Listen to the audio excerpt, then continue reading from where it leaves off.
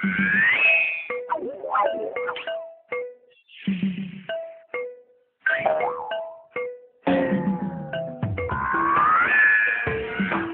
News bad news বলতে গেলে huge সাড়া জাগিয়েছিল বাংলা ভিশনের তৃতীয় বর্ষপূর্তির সময়।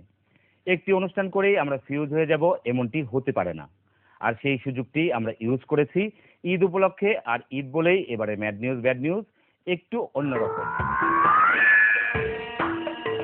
ম্যাড নিউজ ব্যাড নিউজের প্রথম পর্ব প্রচারিত হবার পর আমরা সবার কাছ থেকেই ভালো সাড়া পেয়েছি।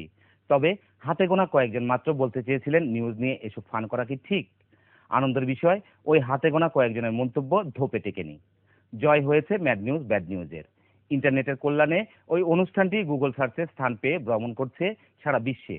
ম্যাড নিউজ ব্যাড নিউজের প্রথম পর্ব প্রচারিত হয়েছিল গান দিয়ে, আর ঈদের এবারের অনুষ্ঠানটি শুরু হোক ফান দিয়ে। শুরু হয়ে গেছে ঈদের বাড়ি ফেরা।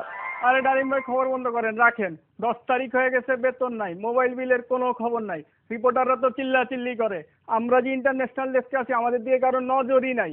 কত ঝামেলা ইন্টারন্যাশনাল ডেস্কে কাজ করা। একে হইলো ইন্টারনেট স্লো, তারপরে এই ঝামেলা সেই ঝামেলা, কাউরে বোঝানোর কোনো উপায় নাই। পাবলিক মনে করে, বন্ধু বান্ধব মনে করে আমি ফাল্লুজায় যাই, মেরিয়ট হোটেলের অ্যাটাকে গেছি। আসলে তো এপিটিএন না থাকলে আমরা ধরা। লিপি আপা, খবর চলতেছে, এখন এটা না বলি সাপ্তাহিক মিটিং এ তুইলেন। ক্যামেরার সামনে এসে রিপোর্টাররা যখন কিছু বলেন এটাকে পিটিসি বলে।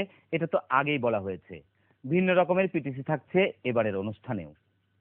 বৈজ্ঞানিক উপায়ে 2 থেকে 3 ইঞ্চি লম্বা হন এমন বিজ্ঞাপনে পত্রপত্রিকা ছয়লাভ হলেও বছরের পর বছর ঝুলে ঝুলে এক চুল উচ্চতাও বাড়ছে না বলে জানালেন ভুক্তভোগীরা।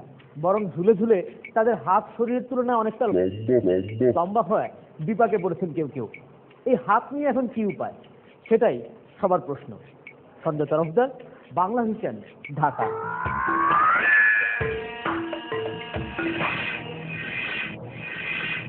এভাবেই অজ্ঞাত পরিচয় লাশগুলো দিনের পর দিন পড়ে থাকে মর্গে। আত্মীয় স্বজন কিংবা পরিজনরা এসব লাশ শনাক্ত করতে না পারলে একসময় এসব লাশই ভূত হয়ে যায় বলে লাঞ্চেট বিশেষজ্ঞদের ধারণা। আর এসব ভূতই শেষ পর্যন্ত আশ্রয় নেয় ছাপাখানায়। ফলে পাঠ্যপুস্তক কিংবা পত্রিকায় মুদ্রণ প্রমাদ এখনো আছে বলে প্রুফ রিডারদের ধারণা। আবিদুর রহিম, বাংলা ভিশন, ঢাকা। জলবায়ু পরিবর্তনের কারণে বাংলাদেশে এখন বর্ষাকালে বসন্তকাল, শীতকালে শরৎকাল এবং গ্রীষ্মকালে হেমন্তকাল আসে বলেই কখন বৃষ্টি হবে আর কদিন রোদ থাকবে তা নিশ্চিত করে বলতে পারছেন না আবহাওয়া।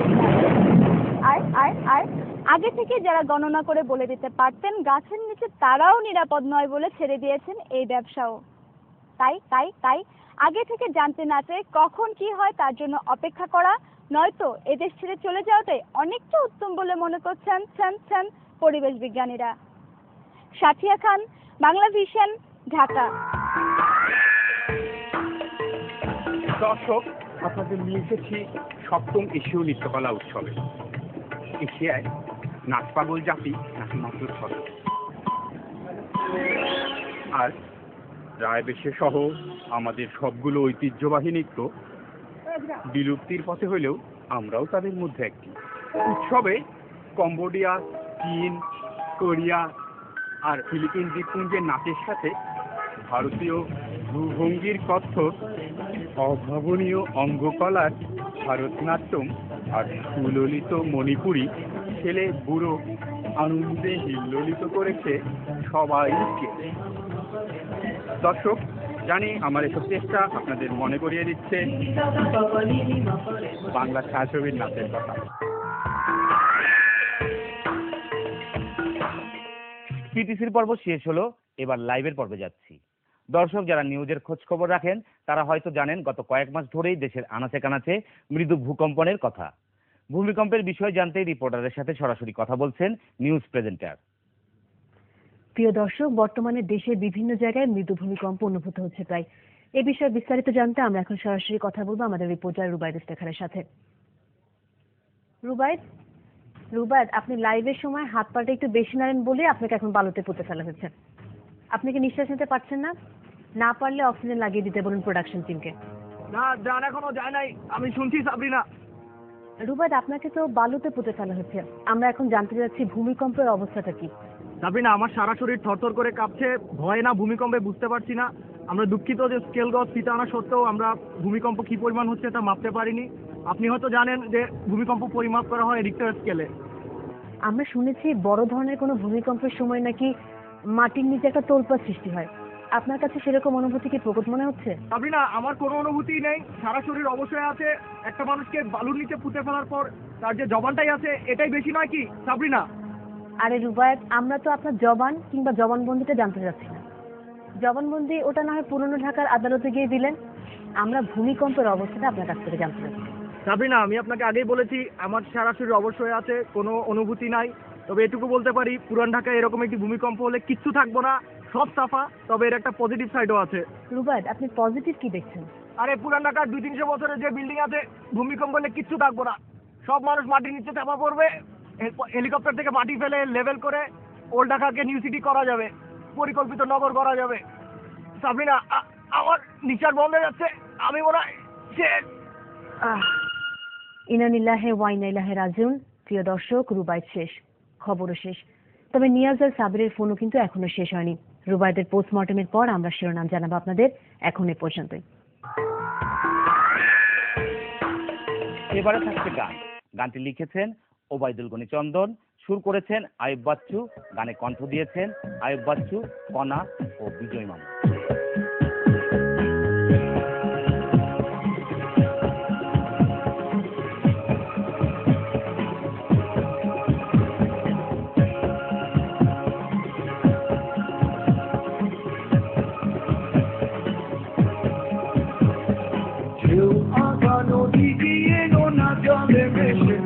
ঝর্ণার গানে নীল পাহাড়ের দেশে সাদা কুয়াশায় যায় দিকা ধুয়ে, লাখো শহীদেরা আসে মাটিতে শুয়ে। ফাঁকা নদী গিয়ে নোনা জলে ভেসে, ঝর্ণার গানে নীল পাহাড়ের দেশে সাদা কুয়াশায় যায় দিকা ধুয়ে, লাখো শহীদেরা আসে মাটিতে শুয়ে।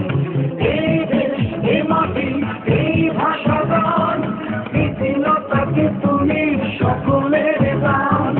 এই দেশ, এই মাটি, এই ভাষা গান পৃথিবীটাকে তুমি সকলের গান। সূর্য সেনের কথা ভুলব না কেউ, বারুদের ইতিহাসে টুকে যাবে কেউ। আকাশে সীমানার না থাকো শেষ, বৃষ্টি জুড়ে তবু থাকে এই দেশ।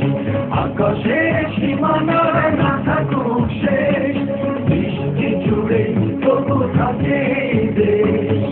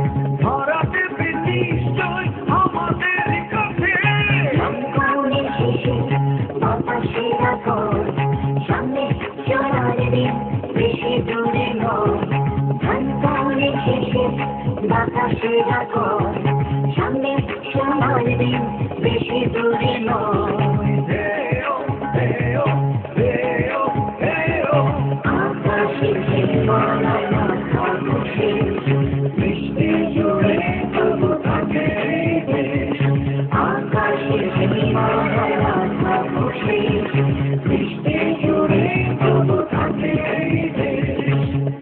দর্শক, এবার আমরা অনুষ্ঠানের একটি বিজ্ঞাপন বিরতিতে যাচ্ছি। ফিরে আসছি বিরতির পর।